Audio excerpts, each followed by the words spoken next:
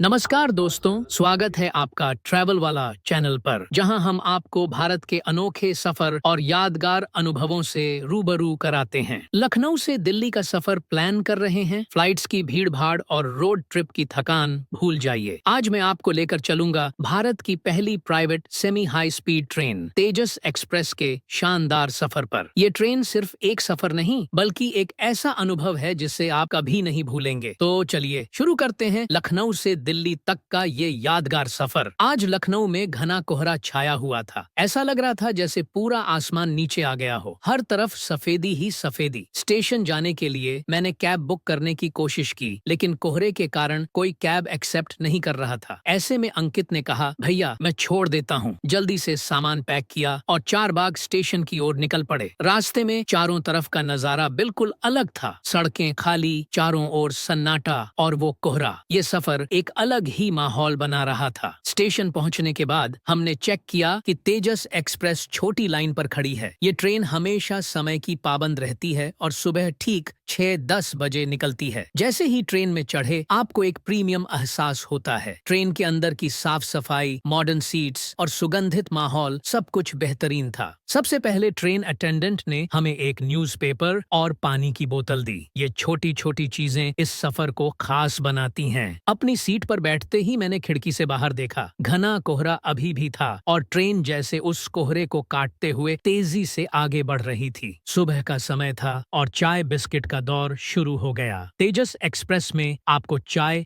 या कॉफी में से अपनी पसंद का विकल्प मिलता है। मैंने चाय चुनी और उसके साथ बिस्किट का आनंद लिया। बाहर का नजारा, कोहरे में डूबे खेत और ट्रेन की स्पीड, ये सफर को और भी खास बना रहे थे। लगभग सुबह 9 बजे ब्रेकफास्ट सर्व किया गया। ट्रे में रखा खाना एकदम व्यवस्थित और हेल्दी था। इसमें मिल्क ओट्स, ब्रेड बटर और फ्रेश जूस शामिल थे। खाना स्वादिष्ट और सफर के लिए बिल्कुल परफेक्ट था। सफर के दौरान जो चीजें आपको सबसे ज्यादा खुश करती हैं, वो हैं ये हरे भरे खेत, शांत माहौल और वो ठंडी हवा। ये अनुभव आपको सिर्फ ट्रेन के सफर में मिल सकता है। अब लंच का समय हो गया था। लंच में हमें कई ऑप्शंस दिए गए। मैंने आलू पराठा और वेज कटलेट चुना। ये न सिर्फ स्वादिष्ट था, बल्कि एकदम गर्म और फ्रेश भी। खाना खाते हुए बाहर के नजारे का आनंद लेना इस सफर की सबसे खास बात थी। गाजियाबाद के करीब पहुंचते पहुंचते एक बार फिर स्नैक्स सर्व किया गया। इस बार मैंने चाय के साथ स्नैक्स लिया। हालांकि स्नैक्स मुझे ज्यादा खास नहीं लगे, लेकिन चाय का स्वाद हमेशा की तरह बढ़िया था। ट्रेन अपने आखिरी पड़ाव की ओर थी। सफर के दौरान हमने तेजस की समय की पाबंदी और सुविधाओं का पूरा मजा लिया। ये ट्रेन हर पहलू में एक शानदार अनुभव देती है। तो दोस्तों, आखिरकार हम नई दिल्ली स्टेशन पर पहुंच गए। तेजस एक्सप्रेस का ये सफर मेरे लिए बेहद खास और यादगार रहा। ये ट्रेन न सिर्फ आपको आराम देती है, बल्कि सफर को एक लग्जरी अनुभव में बदल देती है। 2 दिन दिल्ली में काम निपटाने के बाद अब वक्त था लखनऊ लौटने का। इस बार